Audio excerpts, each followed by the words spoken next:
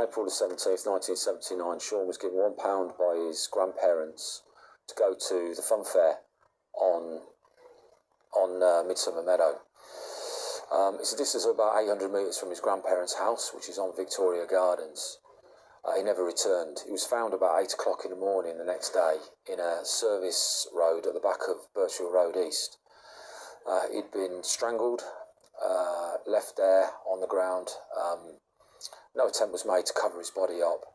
His jacket and spectacles were missing, and his shoes and his belt were to one side. So 40 years is a significant anniversary. And there have been significant forensic improvements over the last just 5 years in terms of what we can do with the exhibits that we've had or garnered since 1979 and since. So really, it's fourfold. Number one is to try and obtain some justice for Sean. Number two, some closure for the family.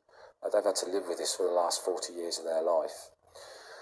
Number three, just to reassure members of the public that we never close any undetected murder, and we'll always reopen it when we get some further information. Now, the information we've got in relation to this case is a letter that's been found that was authored in 1991. That letter was sent to the McGanns, and in it the author suggests that they know who killed Sean McGann, and we'd like to speak to that person or those persons in relation to that information. Well, I don't expect the offender to come forward and tell me that they're the killer of Sean McGann, but that person may have offloaded that information to somebody else who's living with it, who's had it in their conscience for the last 40 or so years.